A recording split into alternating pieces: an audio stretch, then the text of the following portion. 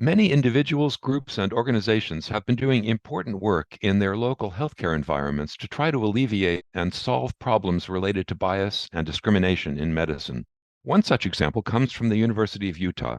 I'm Stephen Morrissey, managing editor of the New England Journal of Medicine, and I'm talking with José Rodríguez, a tenured professor in the Department of Family and Preventive Medicine and the Associate Vice President for Health Equity, Diversity, and Inclusion at University of Utah Health. Dr. Rodriguez has co-authored a perspective article about diversifying the University of Utah Family Medicine Residency Program as part of a series of brief case studies of initiatives that aim to address a particular manifestation of discrimination in medicine or healthcare.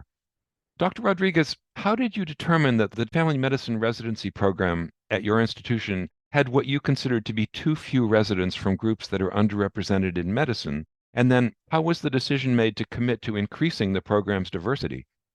University of Utah is located in a very diverse city, Salt Lake City, Utah, where things are changing rapidly. And one of the things that the residency program leaders noticed was that the population that they were serving was beginning to look and speak very differently than the residents. If I could take some time to talk about it, turns out that Salt Lake City is a refugee resettlement area. And so there's probably 120 languages spoken at the dinner table in Salt Lake City alone from places all over the world. And these aren't languages that are learned through missionary service. These are native languages that people learned while they were living, being born in places in Africa, Asia, and South America. Lots of linguistic diversity. We have a Latino population that's, well, in the last 30 years is probably quadrupled or more. We're looking at 500,000 Latinos in the state of Utah, and probably 450,000 of them being Spanish dominant Latinos. So we noticed that things were different, as there wasn't very much race ethnicity diversity in the residency program. And they had just gone through 5 years of not matching anyone who didn't identify as white. Now, the University of Utah has been very careful about not using race in any kind of hiring decision or in any kind of admissions decision. And this is due to things that happened a long time ago with legislative scrutiny, probably an audit that happened 20 years ago. We have a close relationship with the legislature, and probably since the early 2000s, the use of race, ethnicity, and gender in admissions decisions and in hiring decisions have been strongly discouraged, and we've acted like they were forbidden for a very long time. So we don't use those categories for making hire decisions or for making admissions decisions for any of the programs that are not federally funded for those groups. So the Native American Research Institute is for people who are descendants of or members of federally recognized tribes. So in that program, all the people are Native American. But there's very few programs that don't cross all races, ethnicities, and political affiliations. And that's probably the only one that doesn't cross all of them. So that's where we were. We noticed that the patients had needs, and we noticed that we needed to change the composition of the residency program to meet those needs. We also noticed something else, and that is that diversity enriches the individual experiences of the residents, whether they come from an underrepresented group or not. It just makes it better for them to understand what is happening in the population when they have representatives of some of those populations in their class. So that's how it was determined. We noticed that there was a need. And the noticing of the need happened before I came to the University of Utah. It was through the team at the University of Utah Family Medicine Residency Program. They're the ones who noticed the need. And then we started talking about how we could address that need. You say in your perspective article that the decision was that the first step would be to diversify the interview pool. So, why was that seen as the initial priority, and how do applicants generally land an interview? We learned that that was the initial priority by analyzing the data. And we saw that very few people who identified as underrepresented in medicine were interviewing. And we understood that if you want to increase those who match in the residency, you need to increase the number of people you interview. The mechanism, however, was complicated. Can't use race ethnicity in this decision. So we had to use other tools. And very, very careful planning went into designing this rubric that's presented in the article. The other thing that we learned as we were looking at our data was that it's clear that when you interview for residency program slots, you probably have to interview, at the time, it was either 8 or 10 people for every slot. So if there's 8 positions, you need to interview 80 people. If there was 10 positions, you need to interview 100 people. But the same thing was true if the resident identified in the underrepresented space. And that is that if we were to expect one to match here, we needed to interview at least 10. But there was no mechanism to go through and pick identities because that is not something that we do here. And frankly, I don't think it's done anywhere. So the residency program leaders were blinded to race, ethnicity, and gender. I mean, obviously, there's going to be clues in those applications, but there was the self identifying function where people choose their gender identity or their race, ethnic identity. Those were blinded to the application reviewers. What factors then did you focus on instead of race? Well, it turns out that we started talking about what makes a good doctor. And in those discussions, we learned a lot of things. One of the things that we learned is that what makes a good doctor, especially a good resident, is to be able to get up after you fall down or after you've been pushed down. It's that gritty resilience. And so we started looking for resilience and for grit. And one of the things that showed those characteristics were experiences that they had in medical school or during their undergraduate years. So that's where the resiliency score comes from. And we asked specific questions. If they were a parent in medical school, they were awarded resiliency points. If they had other adverse experiences that they overcame during medical school, they earned resiliency points. And where, when we found as we were changing this, it selected for more underrepresented in medicine residents who chose to interview with us. There's also something else that's very important here, and that is the University of Utah has always been very good at outreach. And we spent a lot of time in the outreach in places like the American Academy of Family Physicians Conference for Residents and Students. And virtually every residency program in the United States recruits at that conference for family medicine docs. And those efforts made a difference. We actually began to present at those conferences. And those conference presentations really did change a lot because people started to see the University of Utah differently because we had a reputation that we had to overcome. And then how has the composition of your residency class changed since you implemented these new procedures? The residency program, before we started working, changing the rubric, had no one who identified as underrepresented in medicine in the program as a resident for 5 years straight.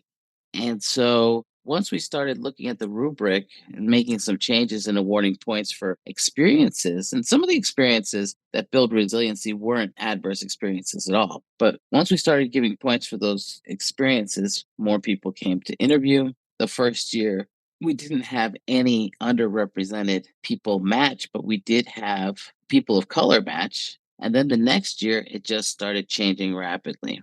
During this time, that pandemic hit, and the pandemic changed a lot of things. And one of the things that changed was how people interviewed.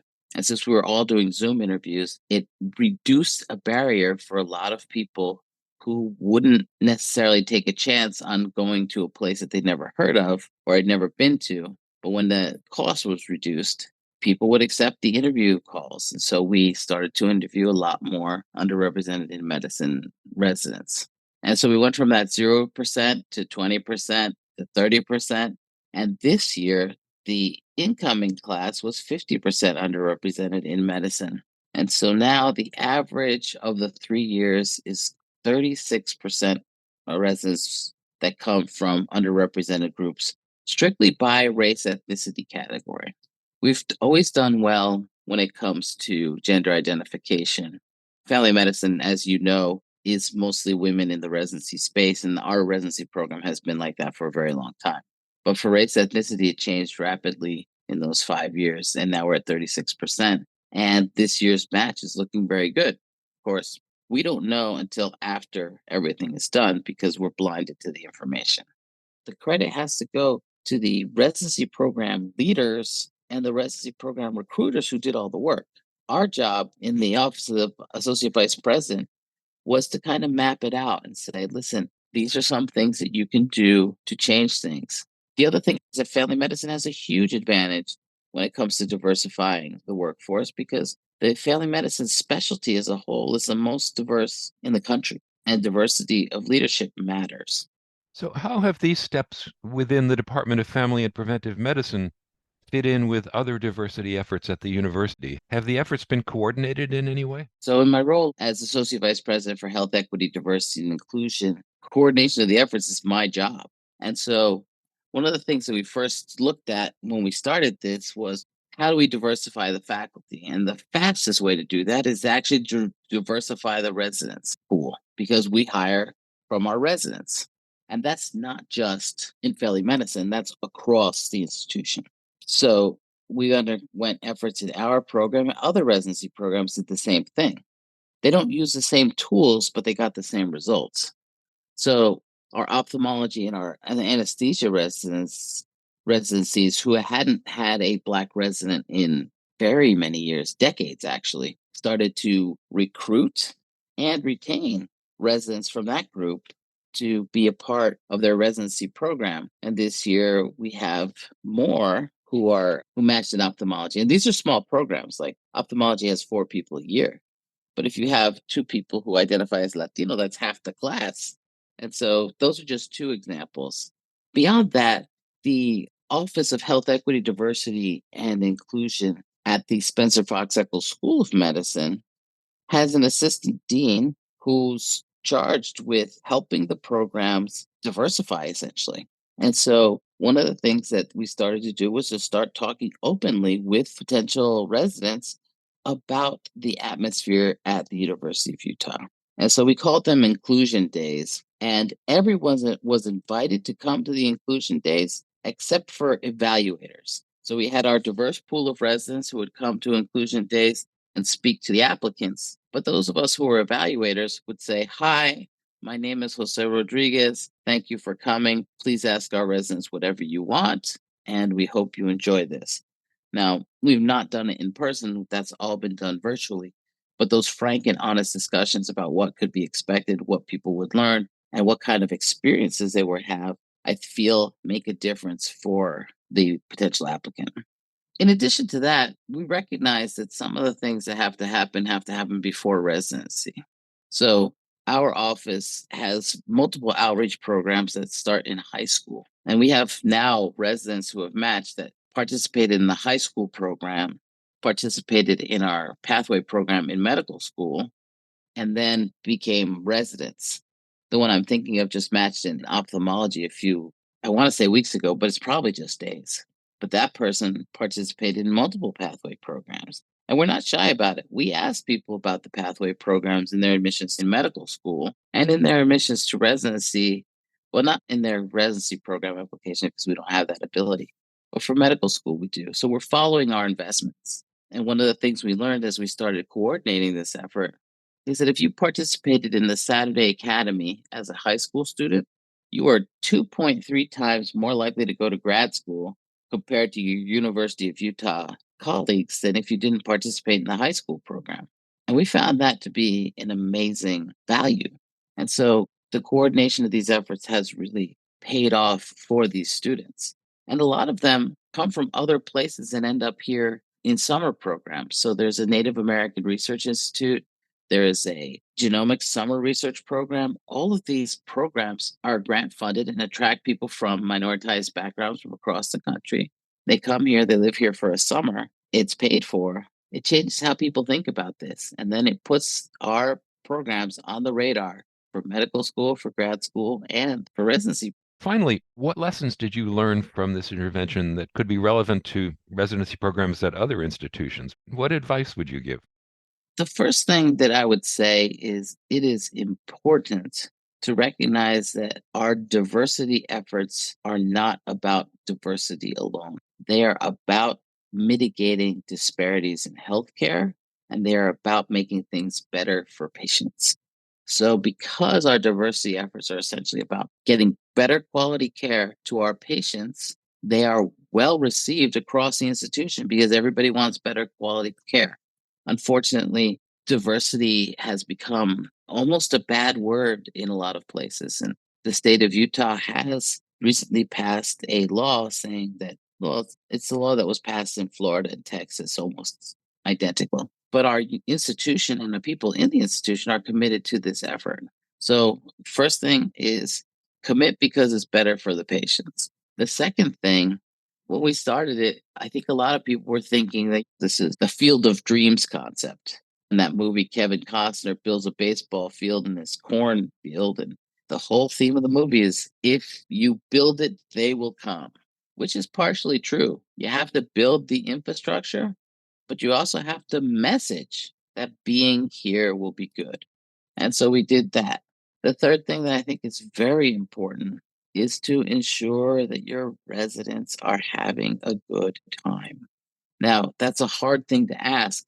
Residency program is hard, and residency programs in all specialties are difficult.